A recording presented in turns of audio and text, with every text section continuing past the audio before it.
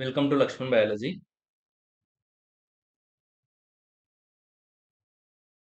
Video చేయక చాలా రోజులైంది. మనము ఈ వీడియోని తెలుగులో అయితే డిస్కస్ చేసుకుందాం. మనకు ఆర్ఆర్బిలో ఒక నోటిఫికేషన్ రిలీజ్ అయింది. ఈ నోటిఫికేషన్లో ఇంపార్టెంట్ డేట్స్ ఏముంటాయి, ఎడ్యుకేషన్ క్వాలిఫికేషన్ ఏముంటుంది, ఇలాంటి ఇంపార్టెంట్ పాయింట్స్ అనేవి మనం చూద్దాము. ఫస్ట్ ఇంపార్టెంట్ డేట్స్ని చూసినట్టయితే education qualification 10th or ITI అనేది ఉంటుంది. దాని గురించి మనం తర్వాత చూద్దాం. ఇంపార్టెంట్ డేట్స్ని చూసినట్టయితే opening date for online application. Here you can see opening date and time of online submission of applications. It is 31st January 2026. Closing date వచ్చేసి March 2nd 2026. Closing date is March 2nd 2026. You can start application after 31st January 2026. Last date for application fee payment for submitted application. ఒకసారి మీరు application submit చేసిన తర్వాత fee payment చేయడానికి last date వచ్చేసి 4th March 2026. Date and time for modification window for corrections in applications from with payment of modified fee. అంటే మీరు online apply చేసినప్పుడు ఏదైనా మిస్టేక్స్ చేసినట్లయితే వాళ్ళు మనకి కొన్ని రోజులు కరెక్షన్ చేసుకోవడానికి అవకాశం ఇస్తారు. ఆ కరెక్షన్ చేసుకోవడానికి మనం ఫీజు అయితే పే చేయాల్సి ఉంటుంది. కరెక్షన్ విండో ఎప్పుడు ఓపెన్ అవుతుందంటే 5th March to 14th March ఈ ఏదైనా మిస్టేక్స్ చేసినట్టయితే మనం కరెక్ట్ చేసుకోవచ్చు. అది వచ్చేసి ఇంపార్టెంట్ డేట్స్ తర్వాత మనము number of posts and vacancy age limit చూసినట్లయితే ఏజ్ లిమిట్ 18 to 13 ఇయర్స్ మధ్యలో ఏజ్ అయితే ఉండాలి. మినిమం ఏజ్ వచ్చేసి 18, మ్యాక్సిమం ఏజ్ వచ్చేసి 33 ఇయర్స్. కానీ ఎవరికైతే రిజర్వేషన్స్ ఉంటాయి, కొన్ని రిజర్వేషన్స్ అనేవి ఉంటాయి. ఇది వచ్చేసి ఓపెన్ కేటగిరీ వాళ్ళకి రిజర్వేషన్ ఉంటే కొంచెం ఎక్స్టెండ్ అవుతుంది ఏజ్. మినిమం ఏజ్ వచ్చేసి అందరికీ 18 ఇయర్స్. 18 ఇయర్స్ తక్కువ ఏ క్యాస్ట్ వాళ్ళైనా ఖచ్చితంగా 18 ఇయర్స్ అనేవి ఉండాల్సి ఉంటుంది. మ్యాక్సిమం ఏజ్ వచ్చేసి 33 years for open category. For remaining members, there is a age relaxation. Total number of vacancies 21,997. 21,997. Okay, అది వచ్చేసి మనకి నెంబర్ ఆఫ్ వేకెన్సీస్. ఇప్పుడు మనం ఏజ్ గురించి డీటెయిల్గా చూసినట్లయితే unreserved candidates and EWS economically weaker section in unreserved candidates minimum age వచ్చేసి maximum age అంటే ఎప్పుడు ఈ డేట్ తర్వాత వాళ్ళు పుట్టాలి, వాళ్ళైతేనే ఎలిజిబుల్. ఈ డేట్ ముందు పుట్టిన వాళ్ళు ఎలిజిబుల్ కాదు.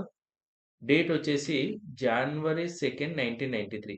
ఎవరైతే January 2nd 1993 తర్వాత పుట్టి ఉంటారో వాళ్ళే eligible if they don't have any reservation.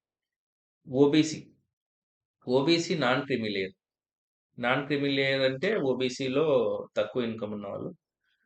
OBC non క్రిమి లేయర్ వాళ్ళకైతే 3 ఇయర్స్ ఏజ్ రిలాక్సేషన్ ఉంటుంది. కాబట్టి January 2nd 1990 తర్వాత పుట్టిన వాళ్ళు ఎలిజిబుల్. ఇది వచ్చేసి upper limit of date of birth. మనం లోయర్ డేట్ ఆఫ్ బర్త్ చూసుకున్నట్టయితే ఎవరైతే January 1st 2008 తర్వాత పుడతారో వాళ్ళే ఎలిజిబుల్. అది అన్రిజర్వ్డ్ కావచ్చు, ఓబీసీ కావచ్చు, ఎస్సీ ఎస్టీ కావచ్చు, ఎవరైనా కావచ్చు. మినిమం ఏజ్ వచ్చేసి 18 ఇయర్స్ ఉండాలి. కాబట్టి ఎవరైతే January 1st 2008 తర్వాత పుడతారో వాళ్ళే ఎలిజిబుల్. ఎస్సీ ఎస్టీ వాళ్ళకైతే January 2nd 1988. Maximum upper age is January 2nd 1988. ఆ తర్వాత పుట్టిన వాళ్ళే ఎలిజిబుల్. రిలాక్సేషన్ చూసుకున్నట్టయితే 3 ఇయర్స్ రిలాక్సేషన్ ఉంటుంది ఓబీసీ వాళ్ళకి. ఎస్సీ, ఎస్టీ వాళ్ళకి 5 ఇయర్స్ రిలాక్సేషన్ అనేది ఉంటుంది. అవి డిఫరెంట్ రిలాక్సేషన్స్ చూడొచ్చు. ఎగ్జామ్ ఫీజు గురించి చూద్దాం. ఎగ్జామ్ ఫీజ్ చూసినట్టయితే for all candidates except the candidates which are given in second row. For all candidates the examination fee is 500 rupees. Except few, అంటే కొంతమందికి తప్ప మిగతా వాళ్ళందరికీ 500 అనేది ఉంటుంది. ఆ 500 ఏది ఉంటుందో అది ఒకసారి చూద్దాం.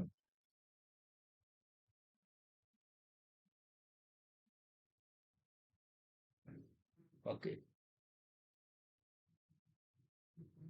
For candidates who belongs to SC ST, SC ST, ex service men and handicaps, females, transgender, వీళ్ళందరికీ economically minorities or economically backward classes, వీళ్ళందరికీ ఏజ్ లిమిట్ వచ్చేసి 250 రూపీస్ అనేది ఉంటుంది. దీంతో పాటు ఇక్కడ మనకు ఒక నోట్ అనేది ఇచ్చారు. Out of these fee 500 and amount of 400 shall be refunded in due course, duly deducting bank charges as applicable. After the deduction of 100 rupees, ఈ 500 లో మనకి 400 అనేది రీఫండ్ చేస్తారు. 400 మనకి రీఫండ్ రావాలి అంటే మనం ఖచ్చితంగా సిబిటి ఎగ్జామ్ అనేది రాయాల్సి ఉంటుంది. ఓకే. బ్లైండ్‌గా మనము ఒకటి గుర్తుపెట్టుకోవచ్చు. 500 అనేది అందరికి, 250 అనేది SC, ST, ex service man and handicaps, females, transgenders, EBC వాళ్ళకి 250 అనేది ఉంటుంది. మనం రిక్రూట్మెంట్ ప్రాసెస్ అయితే, ఈ రిక్రూట్మెంట్ ప్రాసెస్ చూసుకున్నట్టయితే స్టేజెస్‌లో జరుగుతుంది. ఫస్ట్ మనకు సిబిటి ఉంటుంది. Computer based test. సిబిటి అనేది మనకి 100 మార్క్స్‌కి ఉంటుంది. 100 క్వెషన్స్ అనేది ఇస్తారు. డ్యూరేషన్ ఈజ్ 90 మినిట్స్, అంటే 1 ½ అవర్ టైం ఇస్తారు. ఓకే. 100 questions, 100 marks. ఈ 100 క్వెషన్స్ వచ్చేసి 25 questions they will give from the general science. From mathematics they will give 25 questions. General intelligence and reasoning 30 questions. General awareness and current affairs 20 questions. Total 100 questions. Each question carry the 1 mark. 1 mark ఉంటుంది ఒక్కో క్వెషన్‌కి. అంటే 100 marks అనేది ఉంటుంది. General science అంటే physics, chemistry, botany, zoology వాటి నుంచి ఇస్తారు. Mathematics mathematics, ratios, percentage, LCM, HCF అవన్నీ ఉంటాయి. జనరల్ ఇంటెలిజెన్స్ అండ్ రీజనింగ్ నుంచి 30. జనరల్ అవేర్‌నెస్ అంటే polity, economy, geography, history, current affairs నుంచి కూడా ఉంటాయి. వాటి నుంచి 20 మార్క్స్ అనేది ఉంటుంది. అదొచ్చేసి కంప్యూటర్ బేస్డ్ టెస్ట్. ఆ తర్వాత మనకు ఫిజికల్ ఎఫిషియన్సీ టెస్ట్ అనేది ఉంటుంది.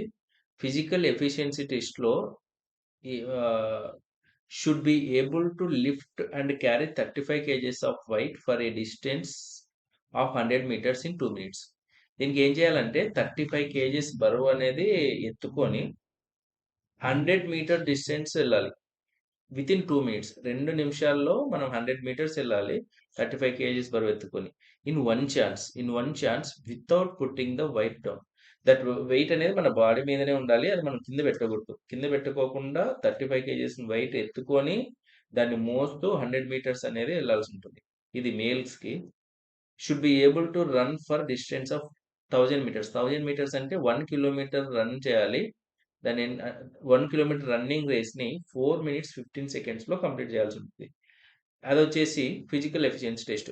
ఇది మేల్స్‌కి. మేల్స్ 35 కేజీస్ బరువెత్తుకొని 100 మీటర్స్ 2 మినిట్స్‌లో వెళ్ళాల్సి ఉంటది. ఆ బరువుని కింద దింపకుండా. అదే రన్నింగ్ అయితే 1 కిలోమీటర్ రన్నింగ్‌ని 4 మినిట్స్ 15 సెకండ్స్‌లో కంప్లీట్ చేయాల్సి ఉంటుంది. ఇప్పుడు ఫీమేల్స్‌కైతే they should lift 20 kgs. Should be should be able to lift and carry 20 kgs of weight for distance of 100 meters within 2 minutes. Distance అనేది సేమ్ ఇచ్చారు ఫీమేల్స్‌కి. కానీ బరువు అనేది తగ్గించారు. 35 కేజీస్ బదులు 20 కేజీస్ తీసుకొని లిఫ్ట్ చేసుకొని ఒక్కసారి కూడా కింద పెట్టకుండా 2 మినిట్స్‌లో 100 మీటర్స్ అనేది కవర్ చేయాల్సి ఉంటుంది. రన్నింగ్ రేస్‌లో కూడా 100 మీటర్స్, 1000 మీటర్స్ ఇచ్చారు. అంటే 1 కిలోమీటర్ డిస్టెన్స్ సేమ్. కానీ టైం అనేది ఎక్కువ ఇచ్చారు. 5 మినిట్స్ 40 సెకండ్స్‌లో వాళ్ళు ఆ రన్నింగ్ రేస్‌ని కంప్లీట్ చేయాల్సి ఉంటుంది. ఓకే. ఇప్పుడు క్వాలిఫికేషన్ చూసుకున్నట్లయితే మెజారిటీ పోస్టులకి 10థ్ క్వాలిఫికేషన్ ఉంది. 10థ్ ఆర్ మెట్రిక్యులేషన్. ఐటీఐ 10th లేదా ITI or national apprenticeship certificate NAC. Majority are అని ఇచ్చారు. అంటే 10th లేదా ఐటీఐ, ఆర్ అంటే లేదా ఎన్ఏసి సర్టిఫికేట్ అనేది ఉండాలి. మెజారిటీ పోస్టులకి అంటే 10th మినిమమ్ ఎడ్యుకేషనల్ క్వాలిఫికేషన్ వచ్చేసి 10th. ఇక్కడ చూసుకోవచ్చు పోస్ట్ వైజ్. ట్రాక్ మెయింటైనర్‌కి అయితే 10th లేదా ఐటీఐ లేదా ఎన్ఏసి. పోస్ట్ పాయింట్స్ మెన్‌కి 10th లేదా ఐటీఐ లేదా NAC. Assistant workshop 10th plus ITI are NAC ఉండాలి. ప్లస్ అంటే 10థ్‌తో పాటు అసిస్టెంట్ టెక్నికల్ డిపార్ట్మెంట్‌లో అసిస్టెంట్‌కి 10థ్‌తో పాటు ఐటీఐ లేదా ఎన్ఏసి ఉండాలి. హాస్పిటల్‌లో అండ్ ఆఫీస్ హెల్పర్‌కి అయితే 10th ఉంటే చాలు. ఐటీఐ గాని ఏమి అవసరం లేదు. డిపార్ట్మెంట్ స్టోర్ అసిస్టెంట్‌కి 10th లేదా ఐటీఐ అనేది ఉండాలి. ఇదొచ్చేసి ఎడ్యుకేషనల్ క్వాలిఫికేషన్. మీకు ఇంకా ఏమైనా డౌట్స్ ఉంటే నాకు కామెంట్ చేయండి. ప్రతి కామెంట్‌కి ఆన్సర్ ఇస్తాను. మీకు ఇంకా ఏమైనా ఎక్స్‌ట్రా ఇన్ఫర్మేషన్ కావాలంటే సెపరేట్ వీడియో చేస్తాను. Thank you.